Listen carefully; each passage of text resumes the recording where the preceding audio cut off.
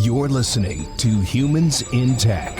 Our podcast explores today's most transformative technology and the trends of tomorrow, bringing together the brightest minds in and outside of our industry.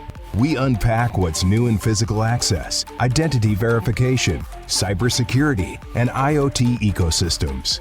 We reach beyond the physical world, discuss our digital transformation as a species, and dive into the emerging phygital experience. Join us on our journey as we discover just how connected the future will be and how we will fit into that picture. Your host is Lee Dow. Thanks for tuning in. Today we're talking to a special guest, Alice DiSanto. Alice is the Vice President of Global Marketing for Rajant Corporation, the broadband technology company that invented kinetic mesh networking, breadcrumb wireless nodes, and InstaMesh network software. Alice is also a fellow member of the SIA Women in Security Forum, and she's here to discuss how critical it is to support women and help usher in socioeconomic change. Thank you for being here today, Alice. This is a topic that's super near and dear to my heart. Oh, well, thanks for having me, Lee. Yeah, it's nice to meet another unicorn, which is what I call women executives in our industry, unfortunately. Working in marketing, right, you find a lot of women in the marketing function in a lot of different companies, but this industry was fairly new to me. I started working in security a little over about 2.5 years ago, and especially on the physical access control side, it was a new technology for me. And so the first event I went to, I was one of 6 women there in about 300. And I was really surprised by that. I've worked in technology my whole life, but I hadn't seen that before. So I know that we, especially in executive roles, are certainly rare. And it's just always nice to hear how other women have ended up, here. What was your path?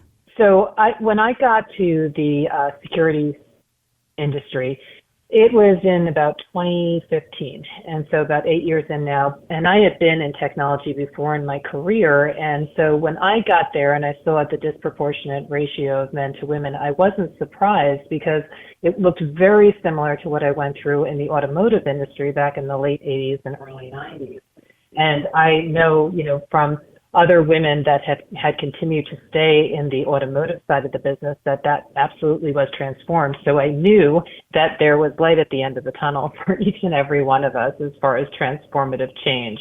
I started with security on a robot project, specifically with Sharp Electronics. And so super exciting to be on, like a cutting edge technology and thrown into the deep end of the ocean with a security application for a 400-pound ground-based robot. And from there, because we were working with integrators, one of the first people that I met was a woman named Margie Gerwin, and she just quickly, she had been in the space for quite some time, made quick introductions to many different stakeholders in the business, and inclusive of many other women who had been in the pioneering space for the last few years. And kind of the rest is history. That's awesome. You were recently honored as the 2022 recipient of the SIA Committee Chair of the Year Award, which recognizes individuals for excellence in leading SIA committees and advancing member objectives. Which committee was it, and what did it mean to you to receive the award? So the committee is SIA's Women in Security Forum Charitable Giveback, and I have to tell you, I was totally shocked. So, the effort that myself and the committee put in, because there's a team of wonderful people that have worked on this since 2020, we just keep our heads down and just move forward. And quite frankly, weren't there to be making any splash, just there to be making a difference. So to be recognized in such a way was really a testament to the greater work of the Give Back Committee. I completely agree with that. I think that the people who tend to win these kinds of awards are the people who have that mindset, which is, I'm not in it for that. I'm in it because I truly care about the mission. Yeah. Yes, for sure. Well, we were, I think I just mentioned 2020, right? So, we had thought about starting before the pandemic, but of course then the pandemic happened, and so we were like, well, what in heaven's name now are we looking at as far as need? And that really informed the earliest decisions. And so when we were able to, really get back into it and do events, and in this case for this particular committee, anchored around the ISC experiences, East and West, there was no doubt of some of the things that we were going to be focused on. Only about less than 2%, about 1.6% of all charitable giving goes to women and girls causes.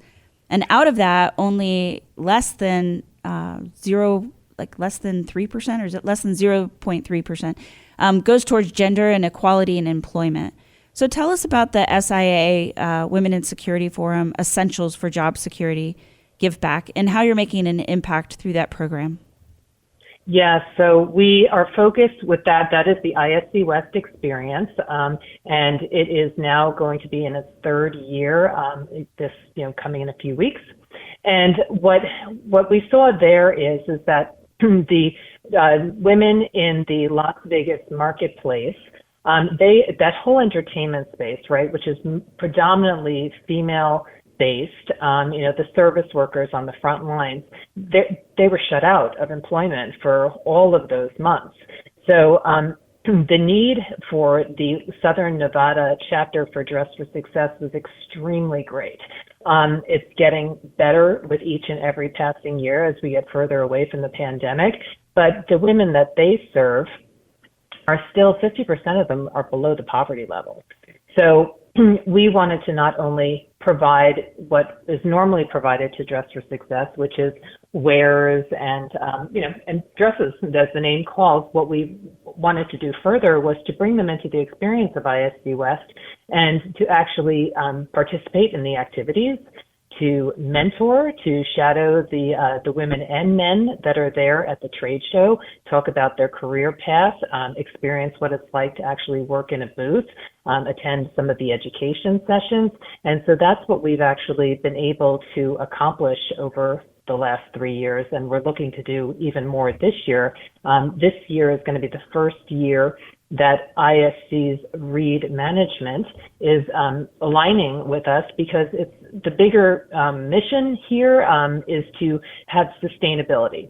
And so there's sustainability, the sustainability mission statement that Reed has aligns with what we're doing, which is repurposing clothing in this case, or hygiene products, or anything like that, so that they don't go into landfills, and at the same time provide further stability for women who are typically the primary caregivers of their families, which then, of course, impacts children. I love that, and it's such a great industry for that type of program, because, security industry is so broad with respect to the different jobs and job types, and there are actually many jobs that don't require an advanced degree, or, you can get certifications for, or VOTEC training for. There's a lot of different avenues to become a part of the security industry. Mm-hmm.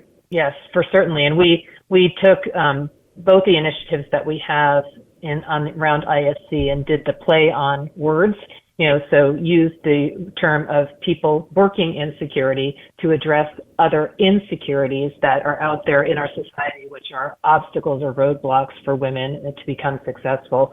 In the case of ISC West, it's all about attaining a job. In the case of ISC East, it's actually food. Interesting. So what are some of the specific items that are needed?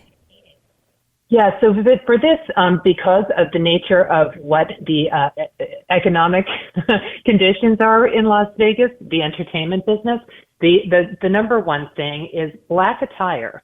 So entry level, pants and working shoes and tops, so that they can have those frontline jobs and still look polished. On top of that, accessories are a big, big item. They love that because then everybody that is coming into Dress for Success feels extremely polished going on their job interviews. We look to hygiene products, so simple things which seem simple to us, but a lipstick, a little bit of face powder, body creams, all of those things are really fantastic. And also portfolios. things that a professional would carry, whether it's a case for a computer, if they're blessed with that, a calendar, that type of thing, planner. And then last but not least, which is actually one of the most impactful things, is thank you notes. Notes of encouragement. So these can be handwritten. They can be as simple as, go girl, you've got this. And those are used and repurposed throughout the year from the time that we have the ISC event until the next one rolls around, and dropped into the care packages that everyone receives when they go to Dress for Success. So, if nothing else, everybody has time to write a few encouraging words and to move their spirits along and keep them high. Oh, that's beautiful. I love that idea. Yeah. It's really been a great thing. They actually, Dress for Success Southern Nevada went on to build their own campaign out of the momentum that they saw that we were shining their way. And it's per hour, your power, where we now, some of the women in security have been asked to make a statement or make a video and just, be out there for a campaign this entire month long, the Women's Month of March. So there's about a handful of us that sent messages that will be broadcast throughout social media to keep, again, the light shining and to really get the other organizations that surround the greater Las Vegas area a little more sticky around the mission, and to keep the women top of mind, given the statistics of, being below the poverty level. Where can people drop off donations at ISC West? Yeah, so there's a couple of different places, again, because we're so blessed to extend with the support of READ. So we have booth number 6077, and that's the SIA booth. Then we have the breakfast that is going to be hosted by the Women in Security, which happens on the last day, Friday, on the bridge stage. So there'll be a box there. And then last but not least, all week long, the SIA Workforce Development Career Zone is going to have a drop box. And there'll be ambassadors there as well. So people like myself and other volunteers, other women from the steering committee, and men and women from the steering committee will be present to just talk about all of our different committees and the greater purpose of what Women in Security is all about. How do you decide which nonprofit to partner with to make a difference? Well, there was an overarching, just when we started doing research around the Vegas experience, this one just kept popping to the top. And I don't know, if you were familiar with Dress for Success, but I certainly was, right? And just didn't know how each and every chapter operated. And so that one became pretty evident very quickly. What we did with the ISC East experience is that it was very proximal. We know that there's, really profound statistics around food insecurity, but there's so many people that were converging around the Javits Center for the event. We're like, we've got to find a soup kitchen that is worthy within walking distance. I mean, it only makes sense because you're passing these people on the streets, and so why not feed who you're seeing? And so that's exactly what we did in that experience, and that is like one of the biggest blessings, because once we collect this stuff, I actually am the person or one of the people that has been bringing all of these beautiful things that everybody is contributing, and then seeing where it's going, and it's really it just moves you. It's fantastic. What are other communities that you've helped, and what has the feedback been? It's really just these two. We're making sure that we don't spread the committee or the effort too thin. We don't want to have to go to the well, time and time again to the entire security industry. So we've kept consistency. So it's a local soup kitchen, which we've maintained the same one, and I'm going to butcher the name, so I won't say it now. But it is like within about 4 walking blocks of the Javits Center, and then Dress for Success. Well, thank you so much for joining us today, Alice, and for giving our audience insight into the SIA Women in Security Forum and all the wonderful causes that you've been involved with. If you're not attending ISC West, please consider donating directly to Dress for Success Southern Nevada. And Thank you, Lee. Of course. And if you've enjoyed this podcast, please like and subscribe for me. The problem isn't security, it's awareness. Velocity Vision is the future of visual surveillance, an intelligent video management solution that delivers real-time situational awareness in an open security platform. Integrate with your existing systems, verify your environment in one pane of glass, and increase the efficiency of your security operation. Get full control of your environment when and where you need it. Learn more at identiv.com. Get access control anywhere, anytime, for less money out of pocket. Highly Secure Freedom Cloud is a cloud-based access control as a service offered through a cost-effective subscription model, allowing users to control, manage, and maintain their physical access control systems via Freedom's intuitive, always up-to-date, browser-based web administration. Learn more at identiv.com. Physical security, identity verification, the IoT. The hyperconnectivity of our lives will only grow more pervasive. As technology becomes more automated and experiences more augmented, it's up to us to preserve our humanity and use new tools and trends for good. The only question is, are we up for the challenge?